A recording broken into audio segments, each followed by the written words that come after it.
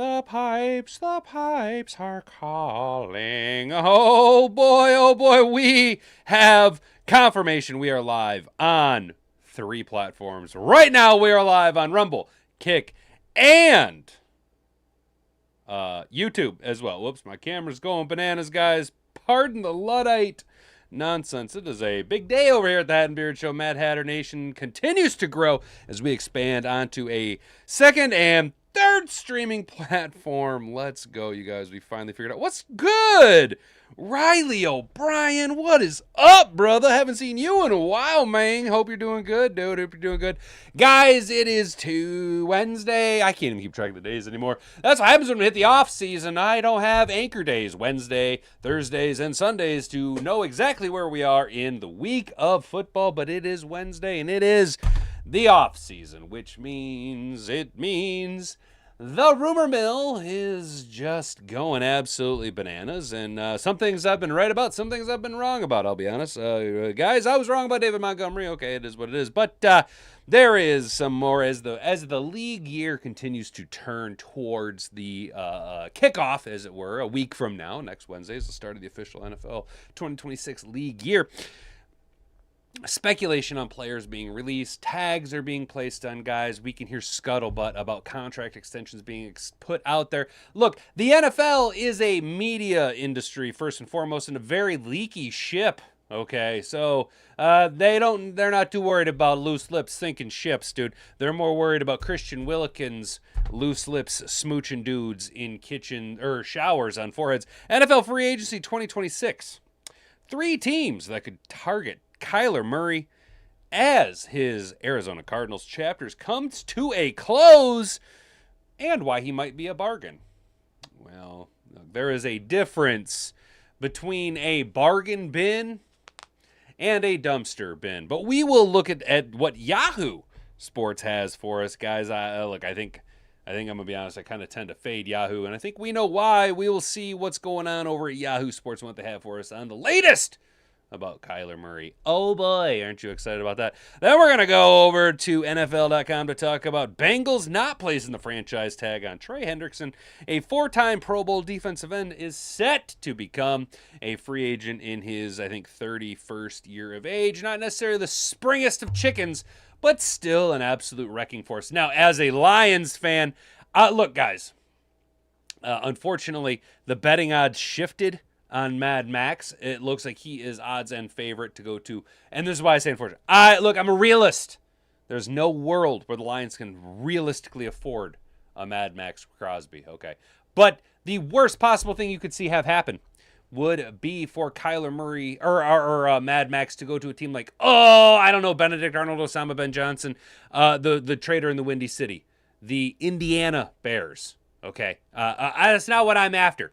But the Lions, if we are going to look to free agency, there are players to be available. And I think as the season progressed, I think we all kind of forgot about old Trey Hendrickson set to become a free agent. Now, a one-time NFL sack champion. You pair him with Aiden Hutchinson. We're looking at, let's go. We'll discuss that. But then to keep with Lions news, we are a Lions channel. Our guy, Tim 20 man over at Lions.com. 10 free agents that could interest the Detroit Lions. We will go through these 10 names and see who pops, who flops, and who we've already been talking about.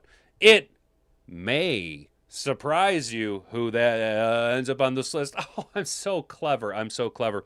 And then, guys, now, again, I'm going to be honest. I do it so that you don't have to. I've been on Twitter a little bit more than ever before. It's fun once you get your algorithm zeroed into what you're actually after. Go ahead and follow me on Twitter, guys. It's a fun time. You get a little bit more of a not just footballs, but a little bit of politician footballs as well. You get a little bit more insight. We are very based, right? But Lions free agency rumors, okay, I was seeing this popping off on Twitter. Conflicting potential reports. We're seeing, the Lions are going to go out here. We're going to restructure deals. We're going to have $128 million in the salary cap. We're going to splash and get guys. We're going to go and pound the table and strike while the iron's hot. The window is still wide open for the Detroit Lions and their Super Bowl aspirations. So maybe this is the time. However, insider guys, not necessarily national reporters, but guys who, the beat reporters, the gumshoes, the guys out there walking the beat, they got their nose to the grindstone. They got their face right in the ass that's farting out the information. They can get it from the horse's ass directly, right? They're kind of saying, hey, no, everything we're hearing, the Lions are going to just sit and stick their thumbs in their keisters and build this out through the draft. So we will discuss, obviously, if it's going to be the pod, it's going to be Jeremy Reisman if we're talking the Hat and Beard Show, guys. We will talk about all that. Also, hey, shout out Drew Dahlman retiring after spending 1 year in Chicago. Not only does that indicate bad news for Chicago with Tremaine Edmonds going, I want out, but also Drew Dahlman going, I'm done. Guys, I told you. Benedict Arnold Osama Ben Johnson, right? Small PP Benedict Arnold Osama Ben Johnson, the trader in the Windy City. The coach of the soon-to-be Indiana Bears is skinny Matt Patricia. I'm telling you, he's going to show up to training camp this next year, 50 pounds overweight and on a four-wheeler. That's, dude, once the pencil goes into Ben Johnson's hat, it is time. And the evolution will be complete. If you like these kinds of takes and watch me hitting all of my microphones and stuff as we struggle bust our way through this, if you enjoy what we do here, go ahead and subscribe to the channel. If you're new here, ring that notification bell so you can be notified every single time that we go live.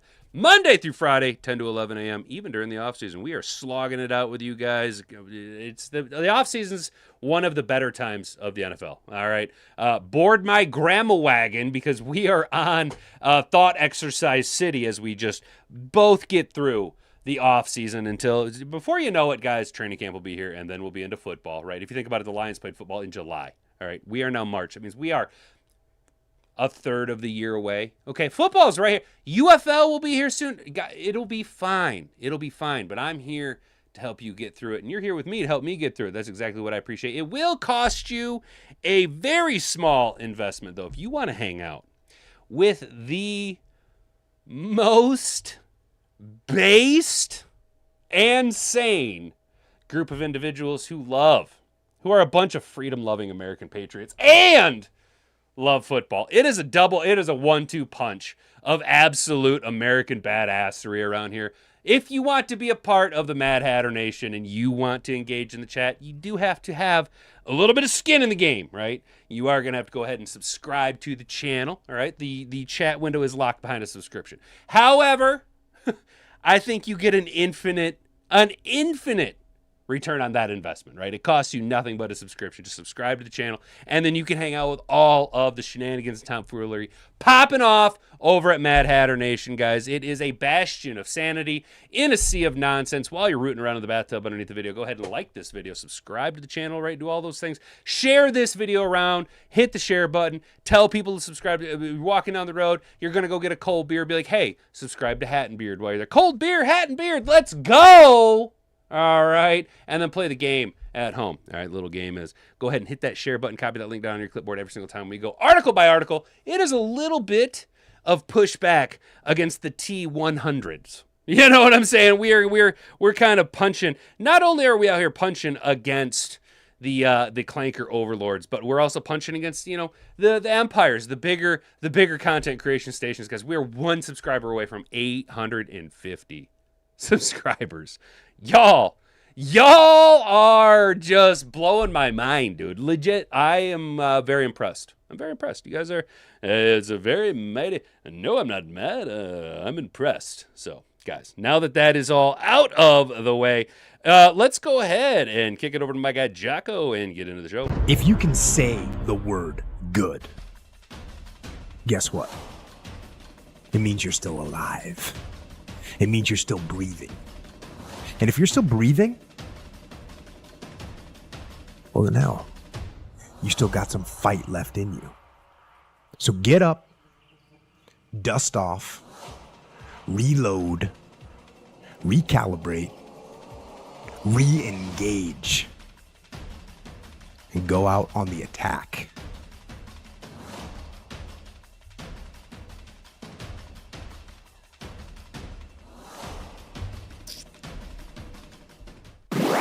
All right, guys, NFL free agency 2026. We got 3 teams that could target Kyler Murray as his Cardinals chapter comes to a close, and why he might be a bargain. Look, all I'm saying, dude, if you're going to go rooting around in the dumpster, just be careful what you be poking, because what you're dealing with is a very volatile substance here. Kyler Murray has all the athleticism in the world. He's also a basket case upstairs. And, look, dude, he is a coach slayer. Even if he is tilting at windmills, he's still an absolute coach killer. When Arizona Cardinals head coach Mike LaFleur took the podium at the NFL Scouting Combine, he revealed publicly a sentiment that coaches and executives have shared across hallways and closed-door meetings in recent weeks. Quote, "He was always a problem."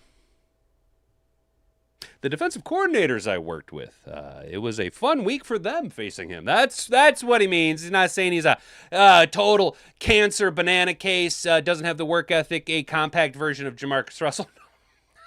No. No, he's not saying that. He's saying he's hard to scheme against. Sure.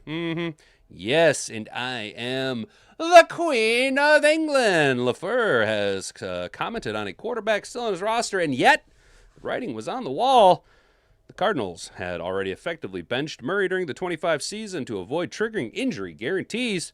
LaFleur had not shifted course to endorse him upon arriving as a first-year head coach in February.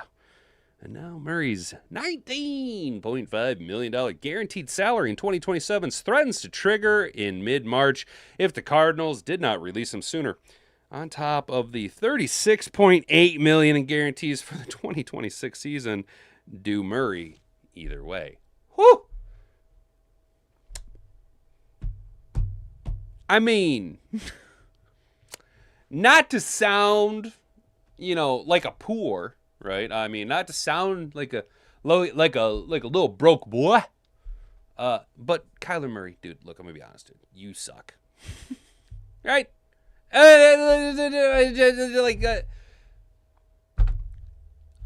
You're tan Johnny Manziel, all right? Like, you're not good. And that's fine. You have made generational wealth.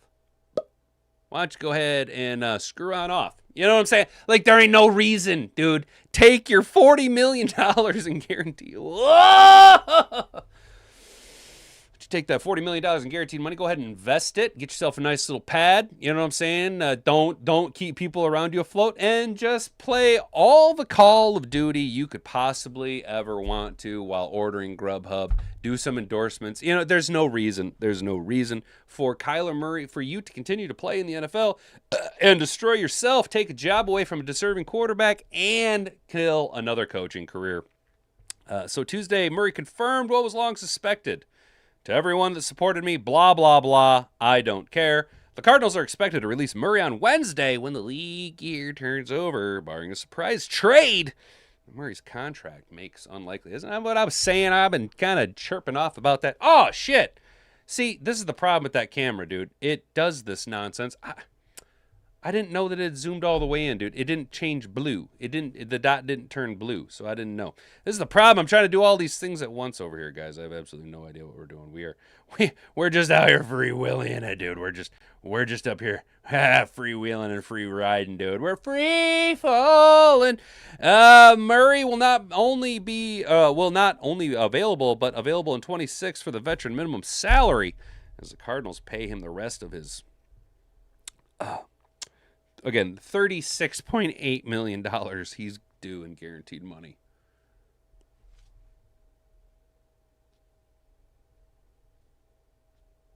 Dude. I'm such a poor. Such a poor, dude. Holy shit. Yeah, so you can't take on his cap, blah, blah, blah.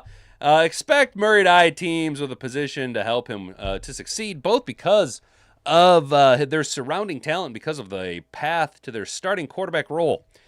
The Vikings and the Falcons have caught the attention of league sources, with Indianapolis Colts proving another dark horse contender, though they did put the transition tag. They're going to transition Daniel Jones into Danielle. Is that what's going on in Indy? Oh, the low hang. Look, I could be highbrow about this. I could take the high road. But you know what? Some days, guys, and Wednesdays are about the perfect day to just be kind of sampling the low-hanging fruit of the world. Why not? You know what? Why not? There's no reason to be highbrow about this. Kyler Murray, I mean, the jokes write themselves. Kyler Murray can't be highbrow about this. So, if anything, the jokes I'm making are grossly highbrow for him, even though they're incredibly lowbrow for the rest of us. I'm just manufacturing and harvesting jokes in the Keebler forest, okay? God, I cannot be stopped.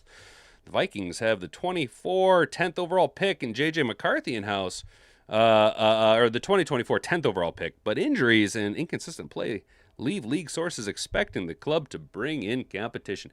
Oh, wait, you mean J.J. McCarthy, kind of like we all said, sucks? Boy, could have told you that, but obviously the Falcons have the 2024 8th overall pick in Michael Penis Jr. in-house, but Penis tore his ACL in late November and could call into question his readiness to perform and feel fully comfortable in Week 1. NFL brass often consider the first year back from an ACL tear to require a degree of reacclimation before a player's body appears fully adapted to its new normal. Penis has suffered 5 season-ending injuries across college and the NFL, including 3 torn ACLs, so his durability is also reasonable to question. Boy, aren't we glad we spent the 8th overall pick on a left-handed injury-prone quarterback after grossly overpaying for a free agent Kirk Cousins, who then promptly ruptured his Achilles. Boy, Atlanta. Whoo, Atlanta. Well, but you know what, Atlanta, they do the smart thing. They did do a smart thing in hiring Kevin Stefanski, right? He's a good head coach. All right, there ain't no disputing that. Kevin Stefanski knows what he's doing. He's a relatively solid head coach. But with Kevin Stefanski also came Bob Quinn. Bob Quinn, medicine man, going to destroy your franchise any way he can. And then, yes, obviously Daniel Jones is going to become Danielle Jones, right? The transition tag has been placed on him after he tore his Achilles, right? The league sources are now split on how many strong years Murray has in the NFL. They overwhelmingly believe his health and motivation will position him well for 2026 and his resume. As you can tell by my resume, is deeper than that of previously top available free agent Malik the Freak Willis. Malik, remember, guys, I will never, ever not think of the fact that people wanted the Detroit Lions to draft Malik Willis number 2 overall instead of Hutch.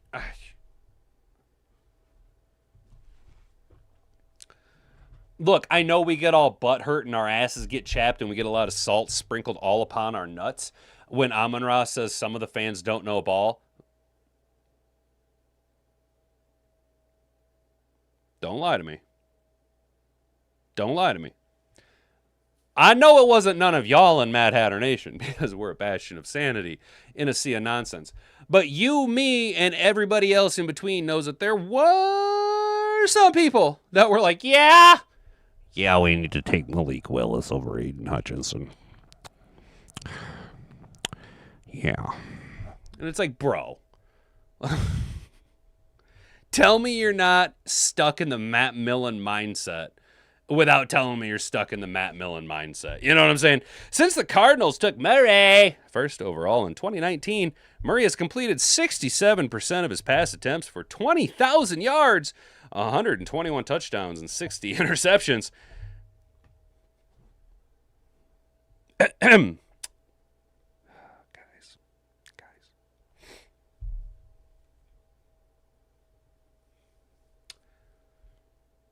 Shout out to all of you that are already existing in Mad Hatter Nation. I would like y'all over on Kick and Rumble to understand. I have this problem because I do this shit for free, and these people get paid to do this. Hey, did you guys know? Did you guys know that Kyler Murray has rushed for 31,983 yards?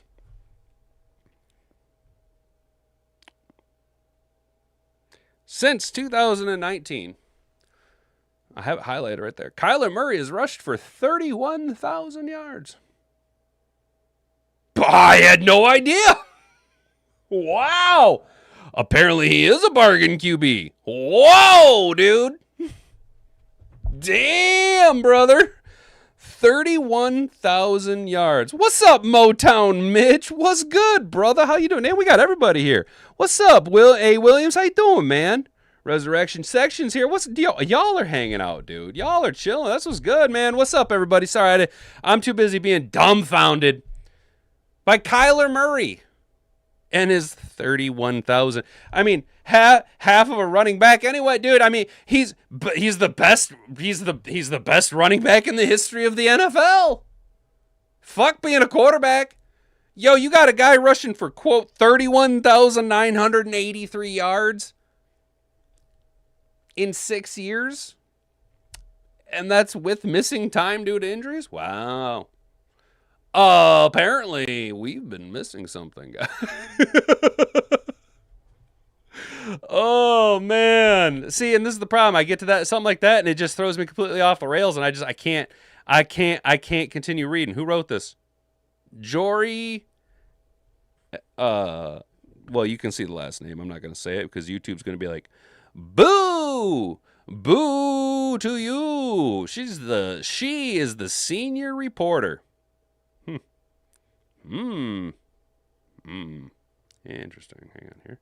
A doop, boop, boop, ba-doop, boop, ba-doop, boop, boop, boop, boo-da-doop, boop, boop. Oh, yeah. That's about what I thought.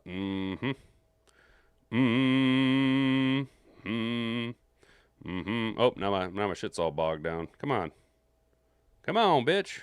Move, bitch. Get out the way. Zoomed in 300%. Yeah. Small hat. Let's go over here to NFL.com. Bengals do not franchise tag Trey Hendrickson, 4-time Pro Bowl DN, set to become a free Hendrickson. He's going to be Free Willy out there. Free range Hendrickson. Hashtag free range Hendrickson. Grass-fed, grass-finished, free range Trey Hendrickson. Free at last. Maybe now he'll win at last, dude. It's not that I have anything against the Bengals fans or their players, any one player. Now, I will say that, from a humanitarian perspective, there is a small wag of the finger to Vontaze Burfict, right? Because cause and effect, he did finish the omelet that was Antonio Brown's brains. That's all I'm saying.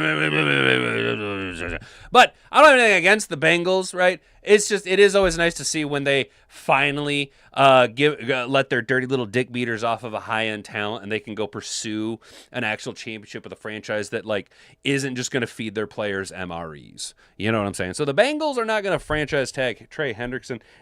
Before we do, guys, smash the share button. So we can continue to grind this son bitch out here. All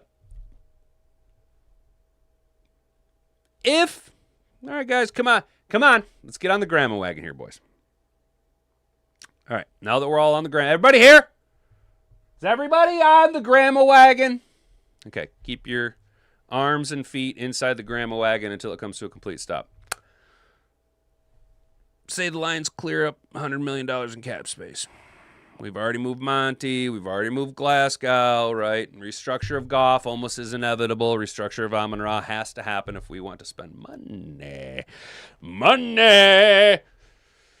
Trey Hendrickson, not the youngest guy. However, probably the top talent at the free agent class simply because of what he has done. However, the age is going to kneecap him just a cunt hair.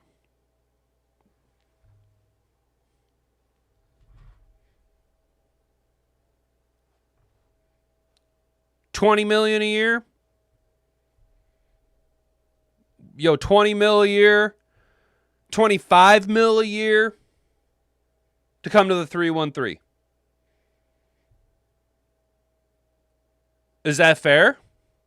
Is that too much? Is that too little? How do we feel? Mad Hatter Nation, yo. So look, boom. The tag alone, his franchise tag alone would have been $25 million, right? And the tag is like either, what is it, 5 times what their contract is, or the average value of the top 5 players at your position is what the franchise tag equates to, something along those lines. Forgive me, I am fucking stupid, okay? However, let's just use the franchise tag as a barometer for market value. Yo, I am comfortable paying up to $27 million a year to bring in a Trey Hendrickson to the Detroit. And I feel, as much as it doesn't tickle my ooh bone, right, as a Max Crosby, it goes, oh, yes, no. This is the proper business decision, because as great as Max is, a bit of a liability with character issue, right? Not saying he's a bad guy. He just, a little bit more volatile on Instagram. Trey Hendrickson, although has done some stuff, a little bit more business oriented, a little bit farther along in his maturity. You know what I'm saying? Get a little bit less dollary dues on against the cap than, say, Mad Max Crosby, and you're not having to unload any assets to acquire this player. Guys, am I nuts? Mad Hatter Nation, sound off in the comment section. How do we feel? Got to free up cash space to even know? Yes, Art. Shout out Art Vanderlei bringing it. Dude, you just came swinging the club of sobriety right into us, dude, bringing us right down to a sobering if then we have to PLC ladder logic our way through the bitch, right? We won't know until object A is completed. So restructuring, we need more money in the cap. What is going to happen? We need to know. We still have a week before the league year opens up and tampering can begin. You know what I'm saying? Trey has never gotten paid. He wants $35 per year. Damn! This is said by some fancy pants reporters. Goff is top 3 every relevant QB stat. Hell yeah. Goff is top 5 and his numbers back it up. Oh, good. Hell yeah. I love you guys. I'm so glad. So here's the thing. Here's the sobering reality of Jared Goff. Come on, y'all. Give me a little bit of credit here. Y'all know I am a Jared Goff fan. I am the biggest Jared Goff stan, right? I'm over here like JG16 for MVP. That's my guy, dude. Goff is my guy. Not only is he incredibly talented, his personality is awesome, but his story so blends and lends itself to Detroit and what we are about, both as a franchise and as a team and a culture here in Michigan, being the forgotten state, dude. We are left over. We are passed over. We are flown over, forgotten, disregarded, just like the Detroit Lions, dude. Just like Jared Goff. Just like Dan Campbell. Okay? Everything goes directly to it. However, when you look at the metrics and the actual numbers of Jared Goff, it is absolutely impossible to dispute the fact that he is a top 5 statistical quarterback in the league since coming to Detroit. The thing Jared Goff has going against him is why you have to say he's a top 10 quarterback, which I will give Resurrection a fair Resurrection season. My bad. I thought it was Resurrection season. My bad, dude. Yeah, Resurrection, bro. You are fair in your 7 to 8 range simply because, although the numbers back it up, and we here in the Pride are going, yo, give him the fucking respect he's due. We will always be Detroit versus everybody, and Jared Goff will never. Jared Goff could throw for 5,500 yards, 60 touchdowns, lead the Lions to a 17-0 regular season, shut out opponents, drop 50 burgers in every playoff games, or every single playoff game, and walk through a Super Bowl victory, winning Super Bowl MVP. Okay? And Jared Goff would still be called the 3rd best quarterback in the league, simply because the narrative machine loves, and I'm punching at easy targets right now, loves Patrick Mahomes, loves Josh Allen, loves Lamar Jackson, loves Giggle Willie. You know what I'm saying? So Jared Goff will never be able to overcome that, regardless of what the numbers. And unfortunately, we can sit here and go, well, the facts don't care about your feelings. In entertainment, which is why we see what's going on culturally with politics. It's shifted to entertainment. When you get into the world of entertainment, the entertainment boils down to one thing. It's the fucking land of make-believe, baby. And in the land of make-believe, I'm on the moon right now. The facts really don't matter. And it comes down to feelings, which is why Penny Sewell didn't win the Potty Award. Because it came down to feelings. And it came down to Ben Johnson sending Giga Willie in to go ahead and do a few things and some stuff and stuff in some things, you know, I'm trying to go ahead and persuade some people. But, am I off base with this, guys? Yeah, Goff puts up MVP numbers every year. Exactly. He does that and he hits James over the top for 60 yards. Brady, guess, is trash. You never win a Super Bowl with him either. Dude runs one of the NFL's top 5 offenses every year. The Goff hate is hilarious. After watching what Sam Darnold did, you think a legit O-line and defense? Bro, 5 turnovers versus Wash and 5 versus Min. Not that good when it mattered. I don't know, Williams, dude. So I will get. Everybody's entitled to have a bad game. And if you're talking the Washington game, the divisional round 2 years ago. Look, yes, Goff did not have a great game.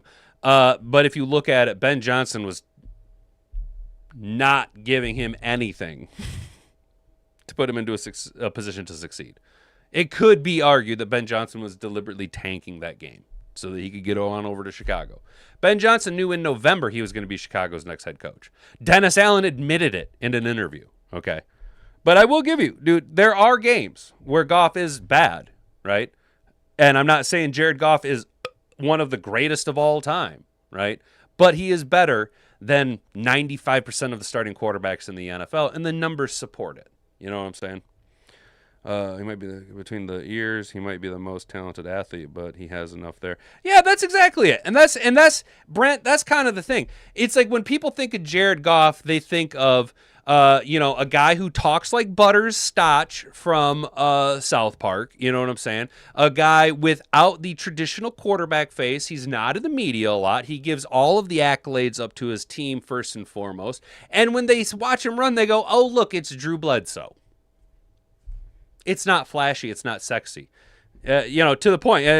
He'll drop a 5-yard dink down to Gibbs and let Gibbs run. Yep. Yeah, Gibbs did 98% of it. Still Jared Goff stats. You know what I'm saying, brother? Goff is great, but he is too normal. The NFL celebrates nail polish, silver teeth, crazy acting QBs. Preach, Mom. 100%. That's exactly it. Jared Goff. And again, that's why Jared Goff, I think, lends himself to the Detroit fandom so much, because the majority of us, we're average dudes. We're Dan Campbell. We're Jared Goff. We're Amon Ra. You know what I'm saying? A bunch of the how's this? Is it safe to say that a lot of the Lions fandom would be day 2, day 3 draft picks? Not a lot of us are out here, in the media sphere. How many politicians do you see rooting for the Lions? You know what I'm saying? We're not the sexy pick, but by God, we're there every single game. We're turning out. You know what I'm saying? Every single game. Look at y'all. There are 20 of you basically in the chats right now. You know what I'm saying? Here we are. Goff is not the reason we lost the NFC Championship. I agree. Kindle Vildor is. Did Jackson Dart have a good game when his O-line turned into a bunch of matadors? What do you think happens to the league if the O-line can't pick up pressure? Dude, yeah, and speaking of the O-line, we will talk about the Lions O-line a little bit. I'll give you all that. He is smart. Appreciate it. Hey, William, Mr. Williams, Mr. A. Williams, appreciate that, dude. And I'm not trying to, say you're wrong. You know what I mean? You do make some good points, and I appreciate you. See, this is, guys, golly, jeepers, gee willikers, fellas. This is why Mad Hatter Nation is the best fandom in the Lions Pride, dude, because y'all are, actually sane, dude, and you're willing to, open your ears. You know, and I try and lead by example, dude. You guys have convinced me of a bunch of shit, bro. You know what I'm saying? I'm gonna be honest, guys. I am still so high on Sonny Styles, dude. I am still oh yeah, Sonny Styles is gonna fall to us at 17. I just know. I got a feeling, but it ain't gonna happen. And you guys are right. It ain't gonna happen, but I can dream. Right? I can dream of sweet, sweet Sonny Styles coming to the 313. Oh boy. I could also think of Trey Hendrickson. So we talked about Trey Hendrickson, guys. We discussed that. Posted consecutive 17.5 sack seasons in 23 and 24. He only played in 7 games in 25. His first single digits total in games played since 2018.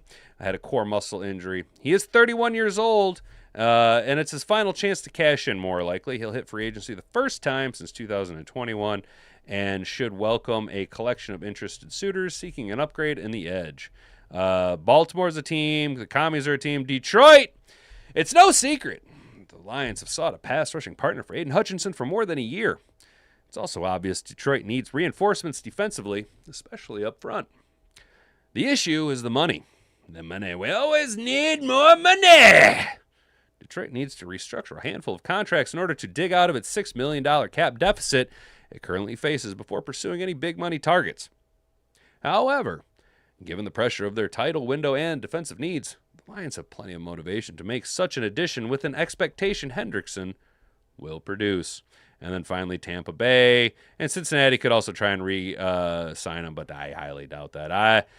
The dollary dues in Detroit make it a little bit difficult to dance and do right now, but I think with a little bit of work into the pen and realizing that the salary cap is only as real as you want to make it, we can restructure, remove, and play money games with all the players that we want. We've already tilted the boat in the right direction by releasing Graham Glasgow and trading, unfortunately, much to my dismay, trading David Montgomery. That does bring in an additional depth piece on a rookie-scale contract in Juice Scruggs, and then gives us 2 more picks, one this year, one next year, to allow to build out and fill out the roster with low cap impact players with a tremendous amount of upside. Again, that 4th-round pick, Brad Holmes, can use it to flex in, try and maybe trade, package deal to get up in the 2nd or back into the 3rd. You never know. Maybe this is how we're allocating draft assets so we can go from 17 to 9 and get our dirty little dick beaters on Sonny Styles. You never know, but a girl can dream. Talking about dreaming, we're wishing and hoping and loving,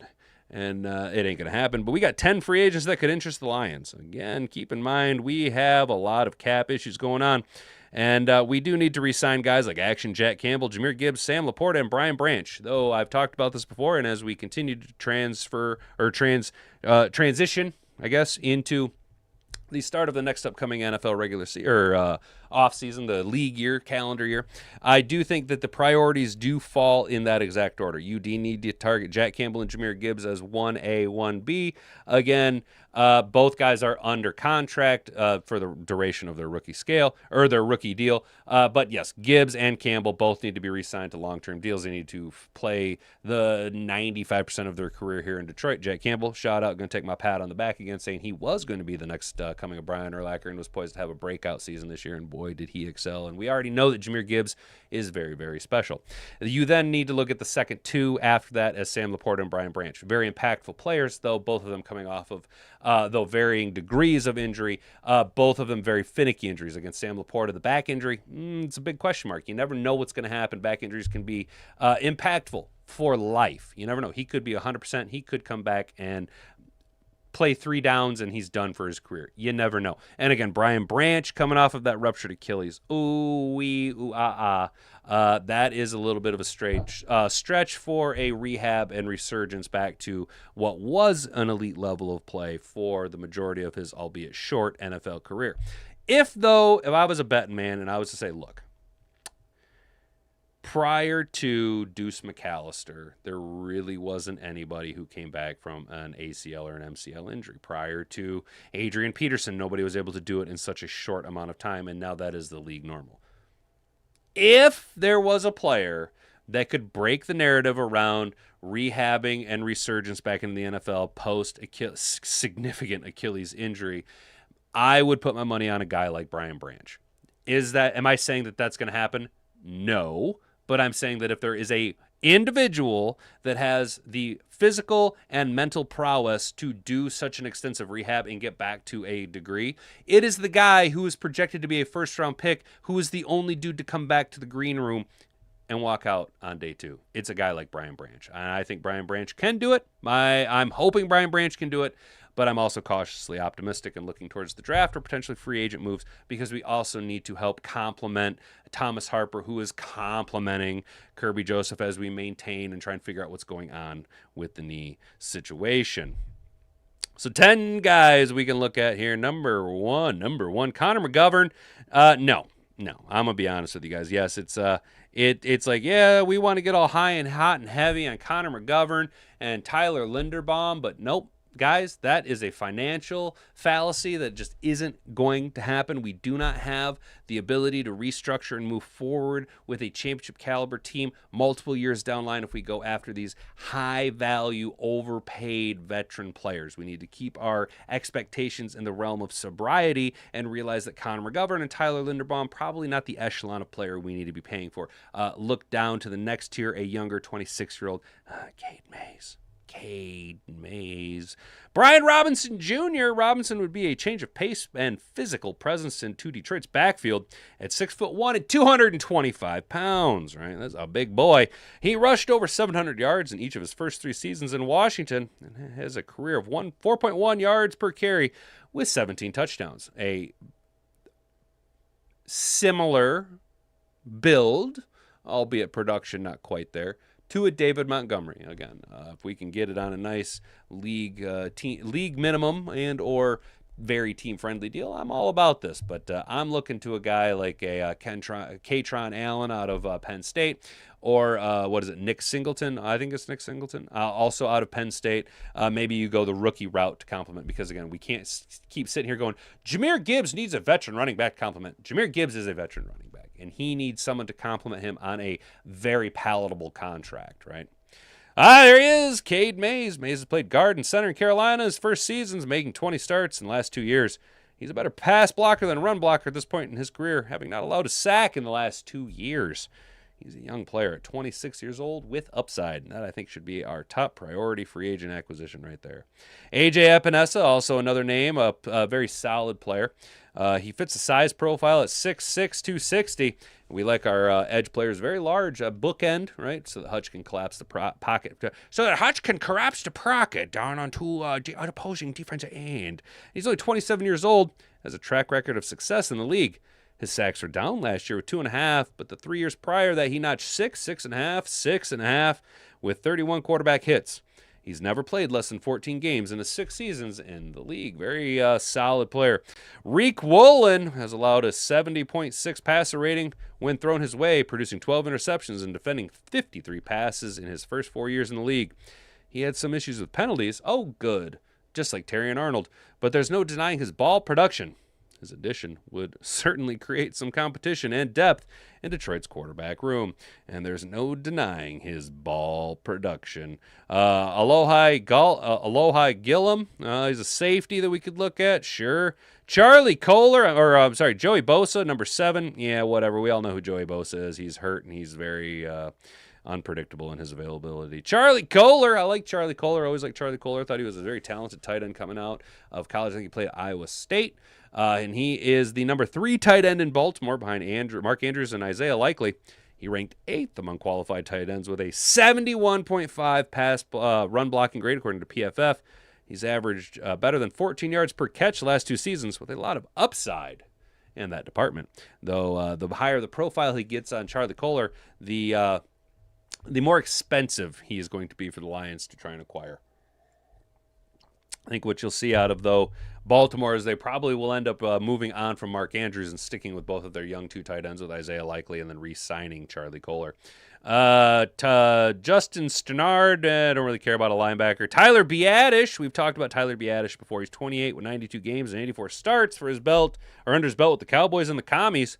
He was the 16th highest graded center by PFF last season. He's particularly strong in the run game and has allowed 10 total sacks in 6 seasons.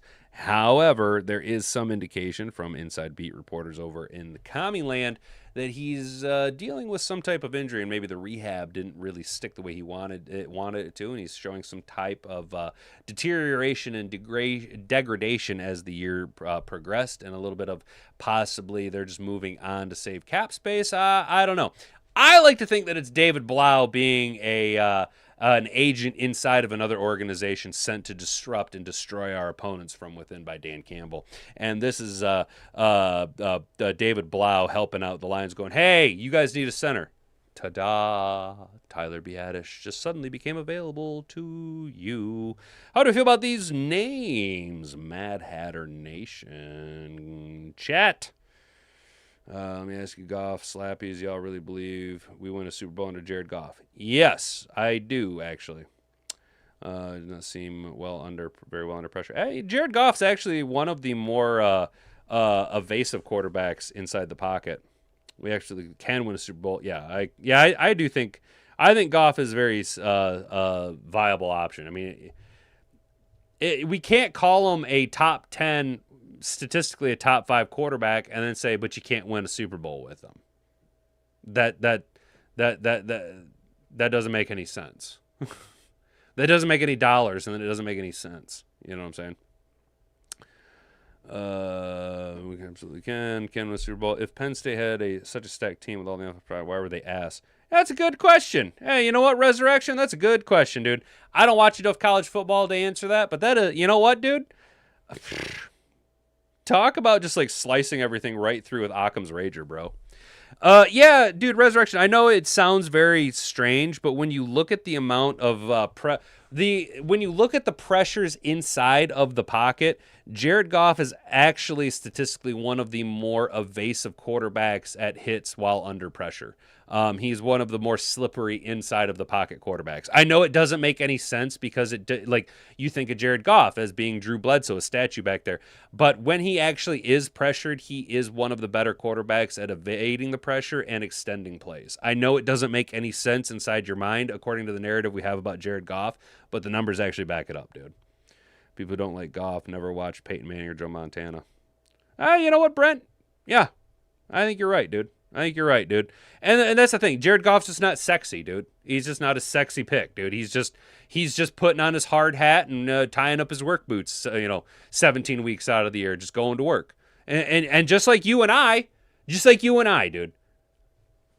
Some days you're just going to have a bad day. It's just instead of it being Monday through Friday, they just do it one day out of the week. You know what I'm saying? And some days you're going to have a 5-interception day and you're going to have a bad day. But the majority of the time, Jared Goff is crushing it, dude. He's crushing it, But yeah, Jared Goff statistically is one of the more evasive quarterbacks inside the pocket when you actually look at the pressures. It's a very unique situation because, again, you don't think of Jared Goff as being Mr. Evasive. Hey, shout out Kick and Rumble. Sorry if I don't seem to be chatting to you guys. I don't know how to make the chat stuff work on Rumble and Kick yet. Sorry, guys. I don't know what I'm doing. I'm a Luddite. So, finally, let's go ahead and wrap today up with the most off-season of off-season articles. Basically, this article should just be called Off-Season. We don't know shit, Yeah, you think you guys ever see the movie Spaceballs? You ever see that movie Spaceballs? When they're out combing the desert, and Dark Helmet's like, "Have you found anything?" And those they're out there with big combs and they're scraping across the desert, and they're, "Nothing, sir." And he's like, "What about you?" And they're like, "Nothing yet, sir." And they get to the other guy and he flips up and he just goes, "What about you?" And he goes, "Man, we ain't found shit." That's kind of how I feel during the offseason. It's like, off-season, we ain't found shit. Lions free agency rumors. Reports conflict on potential splash move. What do you got for me here? Let's start with the national reporter, Albert Breer. He expects the Lions to address their offensive line. A fairly easy conclusion to come to. A lazy conclusion to come to. However, the bigger news is Breer believes the Lions could be in play for arguably the biggest free agent out there, Tyler Linderbaum. What the fuck are you smoking, Albert Breer? I'd expect the acquisition of Juice Scruggs to be the first in a little bit of an offensive line reworking. Detroit's identity was built through that position group, though Dan Campbell's first 4 years and fell off a bit last year. To get back to where it was, I wouldn't rule out a big swing by Detroit. Maybe someone such as Ravens free agent center Tyler Linderbaum, he said with absolutely no assertion. Maybe? That's what we're hanging this on him saying maybe. We're hanging this on the maybe, the lazy. Come on now. Last week, the Ravens GM said they're going to make Tyler. They made an offer to make Tyler Linderbaum the highest paid center. Tyler's a guy I have tremendous respect for. Blah blah blah. The Lions are certainly in the market for a center after releasing Graham Glasgow this week. It's possible Juice Scruggs, whom the Lions acquired via the David Montgomery trade, could contend for the spot. Another possibility is the Lions move second-year offensive lineman Tate Ratledge to center, which brings us to the rumor conflicting Breer's reporting. Dave Burkett of the Detroit Free Press talked to several agents in the NFL Combine, and he got the sense Detroit could be pretty inactive in free agency, noting the Lions may just go with Ratledge at the pivot. Quote, multiple agents who met with the Lions at the NFL Combine do not expect the team to be major players in free agency, and one who spoke with the team believes they will move Ratledge to center and open competition at the guard spots, Burkett wrote on Tuesday. So there you have it. Either the Lions will be super aggressive in free agency and possibly land the best center in football, or they'll be very modest in free agency and move their guard with limited center experience to the starting center role. They're gonna, hey, it is boom or bust, baby. For what it's worth, Lions GM Brad Holmes certainly seemed a bit more open to the idea of spending in free agency when talking about it at the NFL Combine. We'll have flexibility to do some things, Holmes said. I don't think every single year is the same. It's not just last year we had this approach, but it could definitely be different this year. The legal tampering period opens on Monday, March 9th at 12 p.m., and I can't wait for the people to start moving and us to start speculating on the draft, because as free agency starts to go, the more clear the muddy waters of the NFL draft start to be, especially when you're Brad Holmes and you're going to take whoever you want, wherever you want, whenever you want. Mad Hatter Nation, how are we feeling? What's up, Duncan? Good to see you, dude. Work hard to loyalty, the qualities I take over sexy anyway. Hell yeah, Mom. I love the Lions. I bleed our colors. Hell yeah, Williams. That's what's up, dude. Spaceballs too. Ah, Brent. The search for more money. It's all about merchandising. Merchandising. We've got Spaceballs the action figure, Spaceballs the lunchbox, and my favorite, Spaceballs the plushie. Zip, may the Schwartz be with you. I've never seen that movie. I see a Schwartz is as big as mine. Bears are now in the market for a center. Yeah, dude, fuck the Bears, dude. But you're right, it does suck. What's up, Joe? What is it, Caudill? Joe Caudill? What's up, dude? How you doing, man? Excuse me. Sorry about that, fellas. The moves would not be as funny. You're right, Mom. They wouldn't be able to make them nowadays. The Lions could have traded Glasgow to the Bears if he was still a Lion.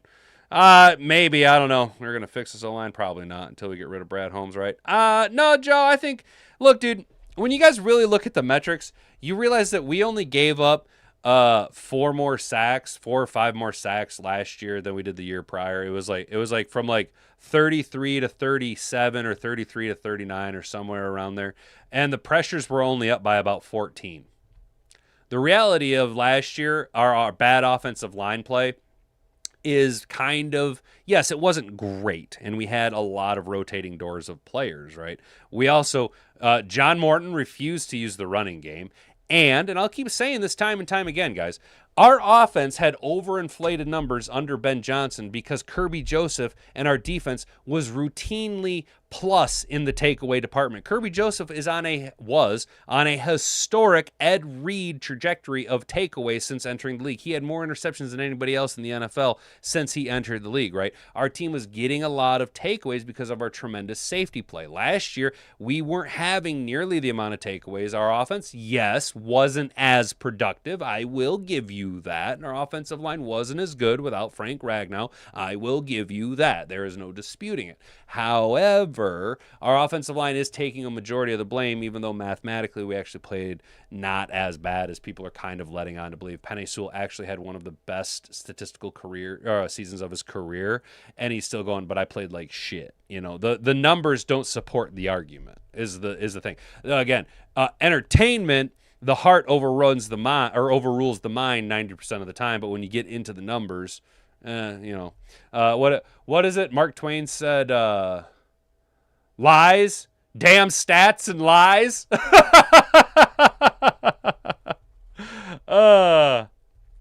Ragnow's now making millions. No shit. We have to fix that center for sure. 100%. Oh, yeah, Joe. No, dude, we do. And the moves that we have made so far, albeit underwhelming, have indicated that that is what we're trying to address. We brought in Juice Scruggs, who plays guard and center. There is still the option of moving Tater Ratledge to center. Also, and this is something, we did take that wild card swing on Seth McLaughlin, who was the Remington Award winner in college, played at Alabama, played at Ohio State, and was the best center in college football prior to rupturing his Achilles. He spent all of last year rehabbing it and on the practice squad with Cincinnati, so he does show at least some viability, and the Lions brought him in at one of the developmental deals or a futures contract. So there is that option as well, and there is a plethora of players that we can take in the draft. Jake Slaughter is getting kind of lost in the sauce because everyone's getting all high on the tackles and the defensive ends and the corners and the safeties, but there are plenty of players that we can go after in the draft. You know what I'm saying? It'd be nice if Frank the Tank came back. It would be nice, but I don't think that's a possibility, man. When Frank Ragnow comes and says, I have never felt better, I'm good to go, I'm ready to rock and roll, and they go, dude, your hamstring's hanging on by a cunt hair. I think that's a telltale indicator that his body has had enough, and he needs to not. If he wants to have longevity in life, it's probably best to stay away from the game. You know what I'm saying? And I love Frank Ragnow, dude. He's one of my favorite players to ever play for the Detroit Lions. But the reality is once a player is able to walk away from the game, you should stay away from the game while you can still walk. As long as it doesn't want to suck, get rid of the top 5 QB GM who finally has. That's fair. Yep. Laporte, new schedules like why the Hunger Games, man? Both Super Bowl teams. Why? Oh, damn, for real. Damn it, Duncan. You're right. Well, you know why, dude. It's the Hunger Games, bro. We're District 13.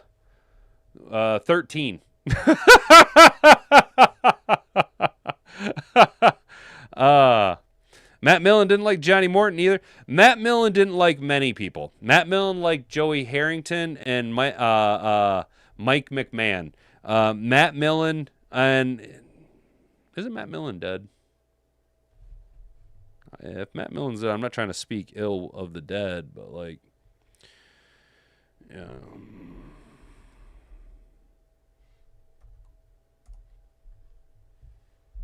Oh no, he's still alive. Oh damn.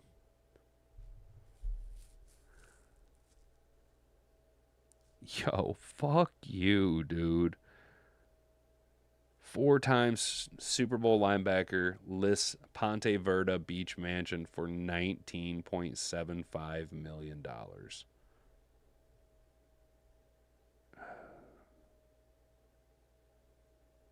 I am such a poor. Yo, I am such a poor, dude. Dude, the realities of where people like the realities that people live in.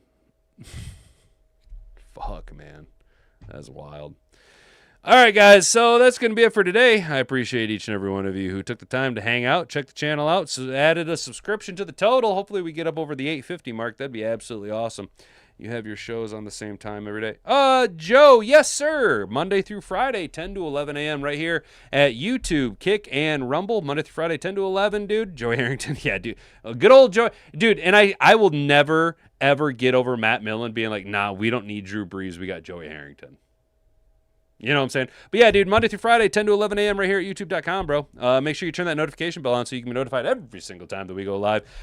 Hit the like button while you're rooting around in the bathtub, dude. Subscribe to the channel. Share this video around with everybody. You know it's the number one way to get the content out there and grow. Mad Hatter Nation, dude. Here's the thing, Joe. Or it's it's Joe. We are a bastion of sanity and a sea of nonsense. We're an incredibly based NFL content and Detroit Lions creation station here on YouTube, dude. So unless you're like if you don't want to have sane and rational takes or hear things that maybe are uncomfortable to hear, probably not what you want to be checking out, dude. But you know what, dude? If that's your thing, welcome aboard, my guy. Guys, stay out of trouble. Don't do anything I wouldn't do. Have a good rest of your day. We'll be back tomorrow at 10 a.m. to discuss everything new and exciting in the NFL and the Detroit Lions. I've been Hat and Beard. You've been attentive audience. Until then, bonga bonga. Frig off.